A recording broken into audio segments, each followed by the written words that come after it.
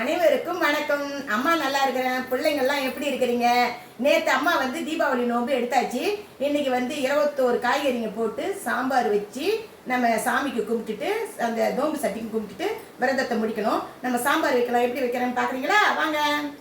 இது மாதிரி ஒரு குண்டான் வச்சுக்கின்னு ஒரு அரை டீஸ்பூன் எண்ணெய் ஊற்றிக்குங்க. இந்த வெங்காயம் முதல்ல போட்டுக்குங்க. தக்காளி போட்டுக்குங்க. ஒரு 2 பச்சை மிளகாய் வச்சுருக்கிறேன், போட்டுங்க.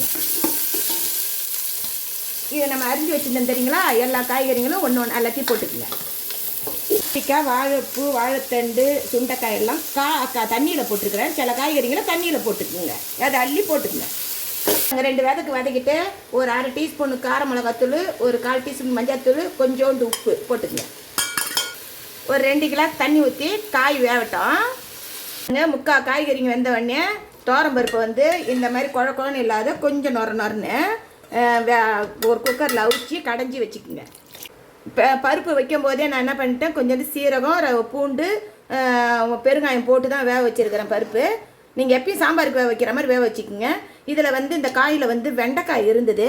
இந்த வெண்டைக்காய் வந்து நான் தனியாக வதக்கி இதை போடுற பாருங்கள். முதல்ல போட்டிங்கன்னா சாம்பார் குழக்கோன்னு ஆகிடும். இந்த பாருங்கள், வெண்டைக்காய் வதக்கி இந்த நேரத்தில் போடுங்க.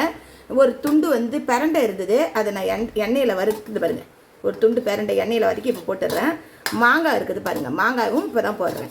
குழம்பு மிளகாத்தூள் ஒரு ஒரு டீஸ்பூன் போட்டு, சாம்பார் பொடி ஒரு அரை டீஸ்பூன் போட்டுருங்க.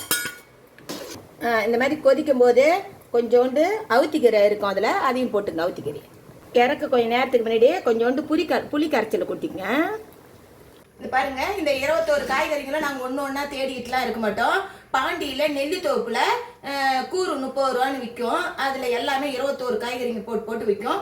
அதில் ஒரு கூறு வாங்கின்னு வந்து தான் இந்த சாம்பார் நான் வைப்பேன். இன்றைக்கி பார்த்தீங்கன்னா நான் வரும்போதே காலையில் பார்த்தீங்கன்னா சஷ்டி விரதம் ஆரம்பம் ஆயிடுச்சு. முருகர் கோயிலில் செம்ம கும்பல். அப்படியே அம்மா வரும்போது கடைக்கு போயிட்டு வரும்போதே முருகர் கோயிலுக்கும் போயிட்டு வந்துட்டேன். சாம்பார் காயெல்லாம் வெந்துடுச்சு, கரெக்டான பக்குவத்துக்கு வந்துட்டு பாருங்கள். இது வந்து பார்த்தீங்கன்னா இதில் இருக்கிற காய்ங்கெல்லாம் பார்த்தீங்கன்னா கிராமத்து காய்கறிங்க தான் எல்லாம் இருக்கும். பூசணிக்காய், சொரக்காய், அவரைக்காய், வெண்டைக்காய் எல்லாமே கிராமத்து காய்கறிங்க தான் நிறையா இருக்கும். இதில் இதுக்கு ஒரு தாளி போட்டுக்கலாம். கொத்தமல்லி தழை மேலே போட்டுக்குங்க. கரெக்டாக கொஞ்சோண்டு தேங்காய், ஒரு டீஸ்பூன் நெய் போட்டுக்குங்க. பருப்பு, கொஞ்சோண்டு சீரகம், கொஞ்சம் வெந்தயம் எடுத்துக்கிறேன். ஒரே ஒரு காஞ்ச மிளகாய் போட்டுங்க. வாசனையாக எல்லா காய்கறிகளும் போட்டிருக்கிறதுனால இது சாம்பார் அருமையாக இருக்கும். இதே மாதிரி கிராமத்து காய்கறிங்கெல்லாம் போட்டு சத்தான சாம்பார் செஞ்சு சாப்பிடுங்க. பாய்.